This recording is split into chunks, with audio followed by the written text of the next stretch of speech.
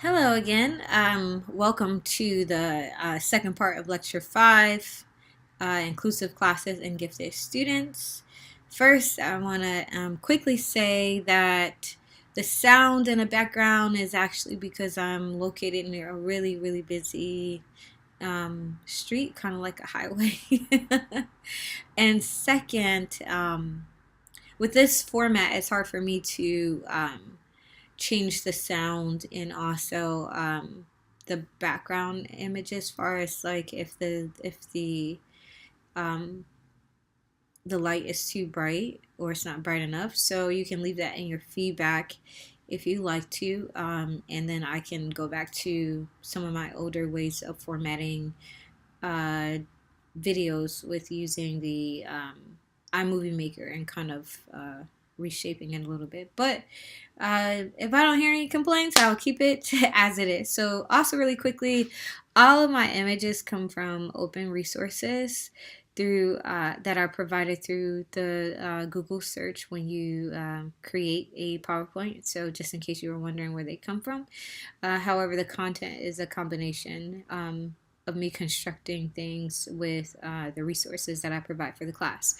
So this particular lecture is a combination of a couple of resources. We will be in between screens and also viewing videos. So, or a video, because I thought it was important to add in the perspective of a gifted educator to get their say on what they think is best practices and their experiences overall in teaching gifted students. So let us begin. So our first supplemental resource is an article. Gifted students who are served in general education classrooms frequently finish their work sooner than other students. So we talked a little bit about that in the last lecture, but we're really going to look at what does that mean for you as an educator.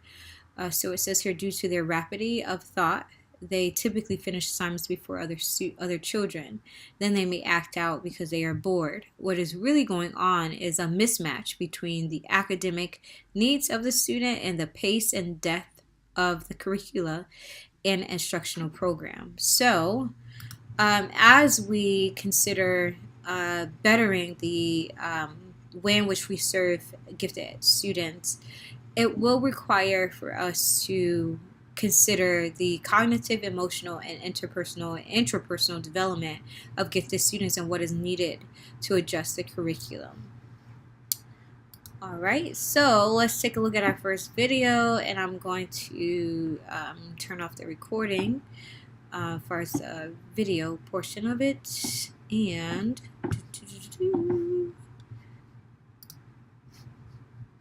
I'll play the video. And you can also play this on your own if you download the actual PowerPoint, which is available in resources, the new Padlet option that I'm applying for each of our module sections. Okay, here we go.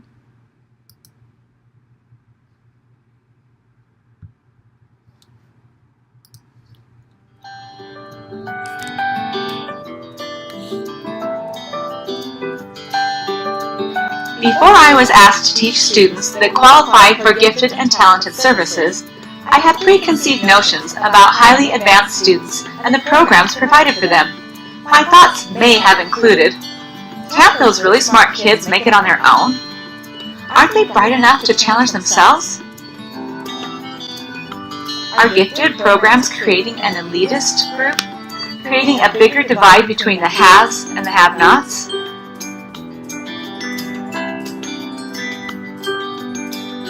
We should really give the extra help to students who really need it.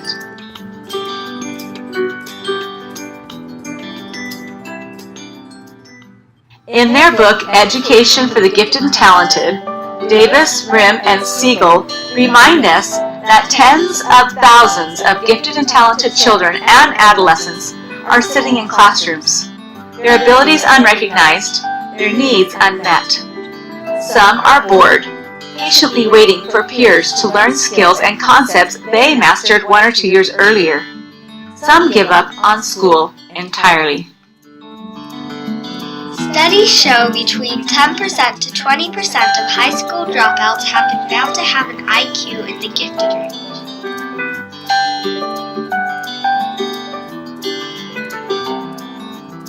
Percent to 50% of gifted students underachieve at one time or another in school.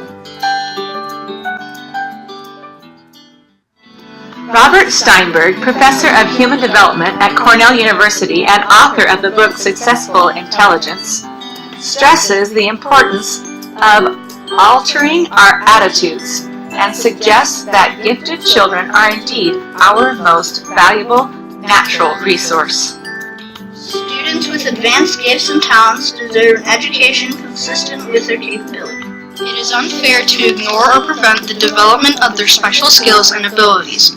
This might hinder their educational aspirations or career opportunities.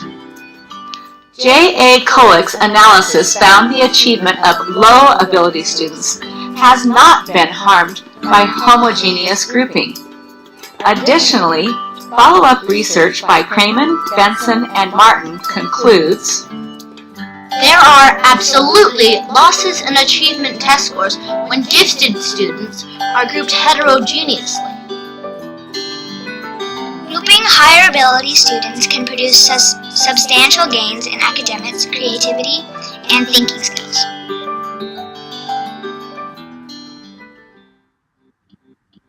Students capable of high performance include those who demonstrate achievement and/or potential in any of the following areas: general intellectual ability, specific academic aptitude, Creative or productive thinking, leadership ability, visual and performing arts, psychomotor ability. Is it any wonder society's creative leaders and problem solvers may come from programs designed to support able learners? A well-constructed program for gifted and talented students cannot be a cookie-cutter model. Curriculum must be carefully planned and implemented in order to maximize potential effect. Qualified and enthusiastic teachers need to learn to be a dynamic guide on the side, allowing students to take responsibility for their learning. Students need to become the producer of knowledge, learn to apply knowledge, develop skills of self-directed learning. curriculum that allows for student choice and ties to real-world applications are most effective.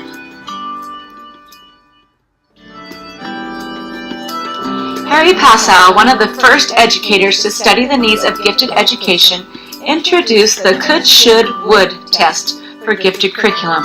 When designing curriculum for these students, ask yourself, could most other students of this age or grade do it? Should most other students of this age or grade do it? Would most other students of this age or grade, if they knew the expectations, want to do it? When designing curriculum, if the answer is yes to any of these questions, it is not defensible for gifted education. Another reason we cannot use a cookie-cutter mold for gifted instruction is the great diversity of students with high IQ scores. Some advanced learners have learned to daydream and waste time because of sustained inadequate opportunities. The lack of engaging and stimulating experiences can actually lower IQ scores. Other intellectually gifted students are high achievers that are constantly problem-solving and reaching higher. Some gifted children have a learning, processing, developmental, emotional, and/or behavioral challenge, as well as a high IQ. They are gifted, yet they have a type of learning disability. We call these students twice exceptional, or 2E. They are often misunderstood and overlooked. Many twice exceptional youth are not included in gifted programs. These 2E students have the greatest need for scripted gifted programs. The administration, school board, counselors, teachers, and parents at Madison School District realize that although some gifted kids may experience success on their own, It is unfair to hold back those with special gifts and talents and make them succeed in spite of the system. Advanced opportunities start in elementary school with our Discovery program. Students expand their learning 2 days a week with a pull-out grouping.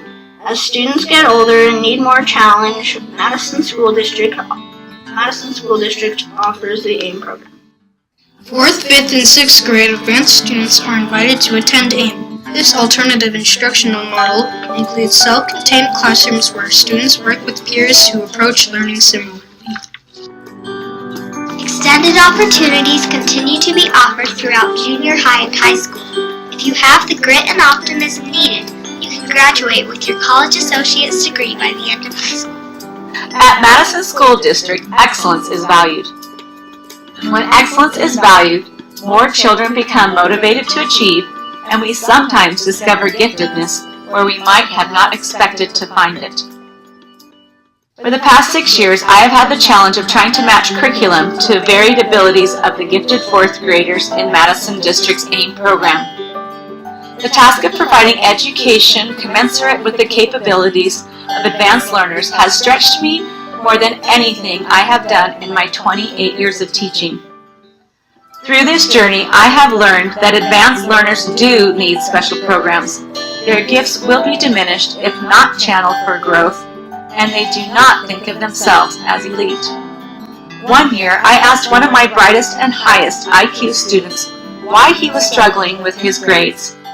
His 9-year-old reply was, Mrs. Burton, some people think having a big brain is a blessing. Sometimes I think it's a curse. I often am thinking of so many things I forgot what I was supposed to be thinking about. I've learned that gifted children look at the world differently. They problem solve in unique ways, and they need validation and understanding. I agree with Walt Disney when he said, Our greatest natural resource is the minds of our children. And I would add, especially those in a special education program we call gifted and talented. Madison School District, thank you for providing handcrafted gifted education for students to meet their cognitive, emotional, and social needs. The AIM and Discovery program